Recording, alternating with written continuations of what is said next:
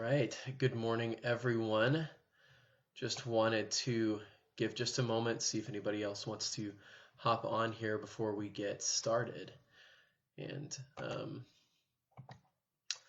yeah, so we are continuing our installments now in the Holy Week reading, kind of the experience that we get to have together as a church family, right? As we are reading through the happenings of Passion Week or Holy Week. And it's very, very, very important that we recognize that this is a reading. It is a devotion, if you will, right? It's not going to be the most exhaustive right now, because today we have a lot of ground to cover. And so I just want to let you know that this should just be pushing us to read more than what I covered today, and to read all of the accounts. I have them on the description there on our Facebook page. But today's main reading and teaching is coming through Matthew chapter 21, verses 23 through 25, verse 46. And it's that large chunk of scripture. So, and this can be broken down into really 4 parts, right? So you have Matthew, or 3 parts. You have Matthew 21, 23 through 23:39, which is the temple controversies, where Jesus' authority is challenged, and there's a lot of meat there that Jesus is teaching, right? And then you have Matthew 24 through 25:46, the Olivet Discourse, where Jesus is speaking about what's going to happen at the end times. And then you have Matthew 25:31 through 46, which is Jesus' affirmation and proclamation of his authority, right? And so let's just go ahead and just dig in Matthew chapter 21, verse 23. Read along with me. We're going to go through a couple of the parables that Jesus teaches and really hang out on one and then continue on. So Matthew 23 says this: "And when he entered the temple," I'm using the English Standard Version, by the way. "And when he entered the temple, the chief priests and the elders and the people came up to him as he was teaching and said, 'By what authority are you doing these things? And who gave you this authority?' Jesus answered them, 'I also will ask you one question, and if you tell me the answer, then I will tell you by what authority I do these things. The baptism of John, from where did it come from? From heaven or from man?' And they discussed it amongst themselves, saying, 'If we say from heaven, he will say to us, then why didn't you believe in him? But if we say from man, we are afraid of the crowd, for they all hold that John was a prophet.' So they answered Jesus, 'We do not know.' And he said to them, 'Neither will I tell you by what authority I do these things.'" So the Pharisees, the religious leaders at this time, were asked a very simple question, right? First, they were trying to trip Jesus up, and Jesus is like, "I'm going to ask you a question first. Where did the baptism of John come from? Is God at work right now, or is he not?" Right? And they didn't want to answer. They knew the answer. They knew that John was a prophet. At least, they knew the people saw John as a prophet, right? They probably had thoughts about Jesus being the Messiah, but he didn't see it fit to answer them this question because they're just playing games. So, at least point blank. Because then we get into parables, right? The first parable is the parable of the 2 sons. I'm going to brush over these, but I want to encourage you, please dig in and read them. If I had hours and hours, then I would just go through every single one of these, because I would love to do that. But, the parable of the 2 sons, right? Jesus starts off by saying, look, if there is an owner of a vineyard and he tells one son, "Hey, go out and work in the field," and the son says no, but then changes his mind and goes out and works in the field, right? Okay, so that son went and did what the father told him to.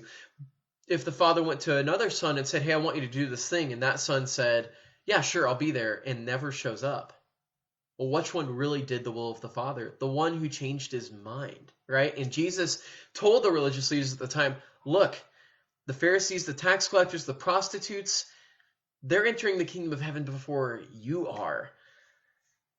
Or the parable of the tenants, right?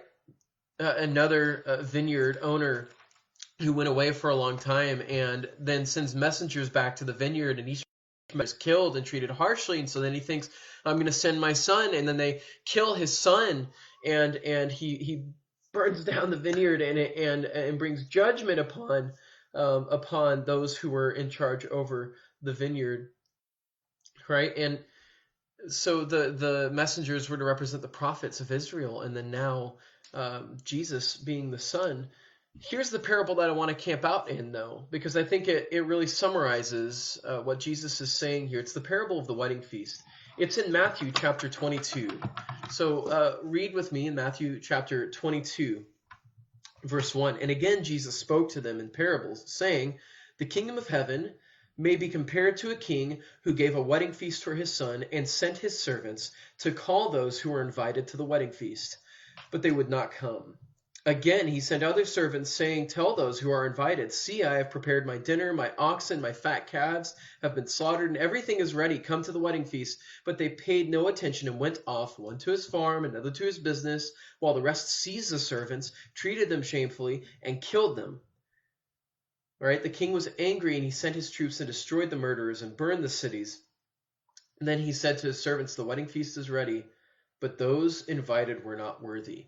So the people who were invited but rejected the prophets or the messengers were the nation of Israel. Maybe not all in the nation of Israel, but at least the religious leaders at the time, right? One went off to his own field. One went off to his farm. Others treated the servants harshly, right? So the invitation was given, and they rejected the invitation from the king. But now, and he exacted judgment on them, as he did several times. If you read in the Old Testament, Jesus is speaking to a Jewish audience who understood how many times, whether it be in 1st and 2nd Kings or in Chronicles, whenever God would give them over to the hands of their enemies because they continually rejected God and followed after false gods, right? And then time and time again, he would bring them out and save them. So here, continuing on, the king says this, "Go therefore to the main roads and invite to the wedding feast as many as you find." The main roads, a place where there's robbers, where there's beggars, where there's good and bad, right? And so they gathered all whom they found, both good and bad. So the wedding hall was filled with guests. But when the king came in to look at the guests, he saw there was a man who had no wedding garment. Now, whenever the king came to approach the guests at the wedding feast, this could be considered the day of judgment, in a sense, right?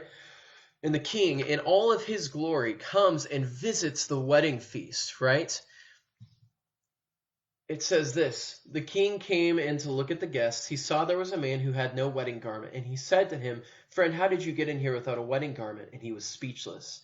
Then the king said to the attendants, 'Bind him hand and foot and cast him into the outer darkness. In that place there will be weeping and gnashing of teeth, for many are called, but few are chosen.'" Now, the first question that usually comes up is, well, why is he getting thrown out because he's not wearing, wedding clothes, right? Like, that seems pretty harsh. It was usually customary, and a lot of theologians and historians agree to this. It was usually customary that the king would give the participants in the wedding party garments and clothes to wear. Now, especially if you're going out on the road and inviting just anybody in, are they going to have wedding garments? No. So this person likely refused the wedding garments, right? But let's go even further in. Let's look at the analogy. What is Jesus trying to say here? What Jesus is saying, not trying to say, is that not only do you not have to be a Pharisee and do what the Pharisees are doing, but there must be something different about you to participate in this wedding, to participate in the wedding feast of the Lamb. Charles Spurgeon thought essentially that the wedding clothes was just a different mark of grace, right? So this should be very challenging for us to think about. Do you and I look different than the rest of the world? Are we in our wedding clothes? Because think about this. What do you wear to a wedding? Well, nowadays, maybe not a tux, right? But back in the day, it was a tux. You wouldn't dream of wearing a tuxedo to your work. You wouldn't dream of wearing a tuxedo to go and work out in, right? You're wearing something that sets you apart for a specific occasion. In the same way, we have to ask ourselves, as Christians who are participating now and who will participate in the wedding feast of the Lamb, are we different? Are we marked as different? Are we different than we were before Christ? Or are we living the same life that we were beforehand? It's a very good question to ask, right? So Jesus here is saying, not only do you not need to be a Pharisee or doing what they're doing, but you've got to bear genuine and real fruit. You have to receive the wedding garments that the King has given you. You have to receive the righteousness of Christ and Christ alone in order to be a part of the wedding party. This is absolutely important. It's not enough to not be like someone else. You must be one who receives the wedding garment. The beautiful array of clothing given to you, the clothing of righteousness given to you by the King that sets you apart and enables you to participate in this wedding feast. And it's a gift. It's a 100% gift. So this morning, I just want you to think about this with me. Have you received that gift from him? Have you received the gift that the King has given you? Or have you turned it away? That gift sets you apart for all eternity. That gift changes who you are. Right? So Jesus, again, let's move on. Jesus' main teaching here is, look, the Pharisees, you had your chance. You neglected and rejected me. Now I have gone out to the streets, the poor, the needy, the sinners, the prostitutes. I have called them in. And those who would receive, many are called, but few are chosen, those who would receive the grace that I give them, the righteousness that I give them, they will be the ones who will be at the marriage supper of the Lamb. Friend, the question I ask for you again today, have you received that? Are you different? Or are you just trying to participate in the wedding feast without having the clothing, the gift that enables you to be there? It's a question we must ask in America specifically too, because many of us participate in church and participate in the fellowship, but we have not been born again. We have not received the grace that Christ offers us, an eternal relationship with him. Bow down to him, repent, give up sin and death in your life, and say, Jesus, you are Lord, and follow him. And that brings us to the next section. You know, Jesus continues on. They attempt to trap him. They say, okay, look, later on, the Pharisees send their disciples to Jesus to try to butter him up and say, hey, we know that you're teaching right things and whatnot, but do we need to pay taxes to Caesar? And Jesus, in his typical way is like, well, look at this coin. Whose inscription is on it? Pay to Caesar what is Caesar and give to God what is God's, right? And then they try to trip him up and ask him about the resurrection. I know I'm brushing over this. That's because I want you and I both to read this morning and revel in it. But the main theme here is them asking Jesus questions to try to trip him up. And he goes directly back to the word, right? Just the brief thought, the same day the Sadducees came to him and they say there is no resurrection, and they asked him a question saying, and this is in verse 23, Teacher, Moses said, if a man dies having no children, his brother must marry the widow and raise up the offspring for his brother. Now there were 7 brothers among us. The first married and died, and having no offspring, left his wife to his brother. So too the second and the third, down to the 7th. After them all, the woman died. In the resurrection, therefore, of the 7, whose wife will she be? Right? There was absolutely nothing. They really didn't want to know the answer to this question because the Sadducees didn't even believe in a resurrection. But Jesus answered them, you're wrong because you neither know the scriptures or the power of God. For in the resurrection they neither marry nor are given in marriage, but are like angels in heaven. And as for the resurrection of the dead, have you not read what was said to you by God? I am the God of Abraham and the God of Isaac and the God of Jacob. He is not the God of the dead, but the God of the living. And when the crowd heard it, they were astonished at his teaching. I mean, what a week, right? This is only the second day, really, or the third day that Jesus is in Jerusalem, and here he is teaching meat, teaching deep doctrinal things. Because then they ask him what is the greatest commandment, and most of us can say that, right? Love the Lord your God with all your heart, with all your soul, and with all your mind. And the second is like it, you shall love your neighbor as yourself. So that kind of finalizes and ends up the section of Jesus's teaching.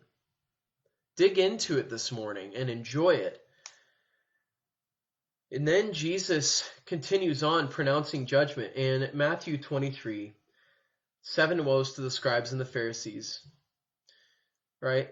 Then Jesus said to the crowds and to the people and to his disciples, this is in chapter 23, the scribes and the Pharisees sit on Moses' seat, so do and observe whatever they tell you, but not the works they do, for they preach but do not practice. They tie up heavy burdens, hard to bear, and lay them on people's shoulders, but they themselves are not willing to move them with their finger. Again, it's the separation between they might preach something, but they're not doing the thing. This is the main theme throughout all of the teachings that Jesus is giving. They may speak one way and look one way like the fig tree, but they are not bearing genuine fruit. So Jesus pronounces 7 woes upon the Pharisees. Man, I wish that I could just go into this and dig into this, right? I'd love to just be here for hours. But I want to get to the main points this morning that we need to take away with for Holy Week and focus on that. So whenever we look down at verse 29 in chapter 23, Jesus finishes up on the Pharisees and Sadducees. Woe to you, scribes and Pharisees, hypocrites, for you build tombs of prophets and decorate the monuments of the righteous, saying, if we had lived in the days of our fathers, we would not have taken part with them in shedding the blood of the prophets. Thus you witness against yourselves that you are the sons of those who murdered the prophets. Fill up the measure of your fathers, you serpents, you brood of vipers. How are you to escape being sentenced to hell? Therefore I send you prophets and wise men and scribes, some of whom you will kill and crucify, and some of you will flog in your synagogues and persecute from town to town, so that on you may come all the righteous bloodshed on earth. For the blood of the righteous, Abel, to the blood of Zechariah, the son of Berechiah, whom you murdered between the sanctuary and the altar. Truly I say to you, all these things will come upon this generation. And Jesus laments over Jerusalem. O Jerusalem, Jerusalem, the city that kills the prophets and stones those who are sent to it. How often would I have gathered your children together as a hen gathers her brood under her wings, and you are not willing. See, your house is left to you desolate, for I tell you, you will not see me again until you say, blessed is he who comes in the name of the Lord. So I want to just kind of finish up with this thought, right? As we end this day in chapter 25, like Jesus has pronounced judgment on Jerusalem, and now Jesus is walking with his disciples, and they begin asking him about the inner teachings and about the end times teachings, right? And that's something that we need to dig in, especially in this day and age, the things that we are witnessing. The final judgment that Jesus pronounces in verse 31 through 46 is this. When the Son of Man comes in his glory, and all the angels with him, then he will sit on his glorious throne before him. Before him will be gathered all the nations, and he will separate the people one from another, as a shepherd separates the sheep from goats. And he will place the sheep on his right, but the goats on his left.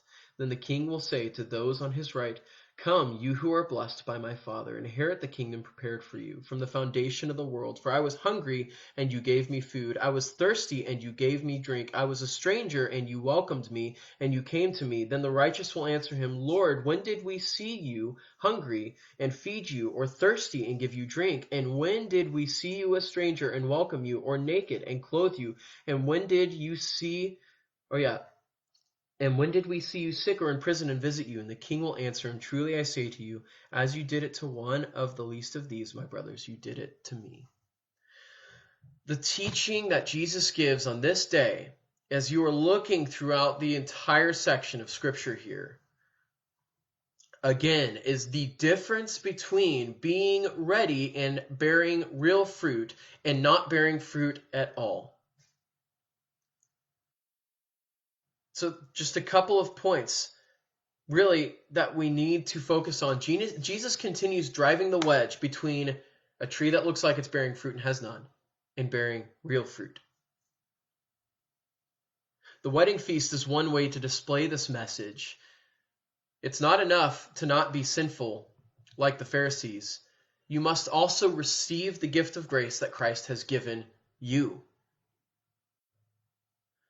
And the Olivet Discourse, whenever he's speaking to his disciples about the end times, begs the question, is Jesus Lord? Do you believe that he is Lord? Are you going to be ready and looking for him? It's what I might call a means of grace of pushing us on to live a holy life. And the last thing is this. This day ends with Jesus saying he is king. His authority is indisputable. And he speaks about the judgment. And what is the separation? I was sick and you visited me. I was in prison and you came to me. The righteous will answer him saying, Lord, when did we see you hungry or thirsty? And when did we see you a stranger and welcome you in and naked and clothe you? As you have done this to the least of these, you have done this also to me. So here's the question I want to leave us with. On this day, Tuesday in Holy Week, Jesus is Lord. Shouldn't we live like it? As you pore over these scriptures today, acknowledge this. Jesus is not only teaching a moral teaching here that we need to live righteously. If anything, that could be considered a secondary. The wedding feast displays that. Jesus is teaching that there is a separation, and it's based on his lordship. Is Jesus king? And he is. If he is king, do you live like it? Do you follow him? That's the question that he asked of the Pharisees, the Sadducees, and all those who were listening to him. That was the question that the king asked the person at the wedding feast, and they were speechless. My hope and prayer is that we are not speechless this morning when we are asked by the king, do you follow me? Okay, church, thank you for sticking with me. This was a lot this morning. I brushed over a lot. Please go and read and dig into the scripture, Matthew 21:23 through 25:46. And the other places these readings take place are in Mark 11:20 through 13, through 13:37, and Luke 20:1 through 21:36, and then Isaiah 49:1 through 4. Okay? We're doing this together. We're reading this together. I love being able to do this with you all. Please feel free to ask questions, comments, concerns, what have you. We're going to be doing this again tomorrow morning. One of our elders is going to be teaching. And so be watching the Facebook and Instagram page tomorrow morning for another video that we will be premiering with one of our elders teaching. All right, Turning Point Church family and beyond, we love you. We'll talk to you soon.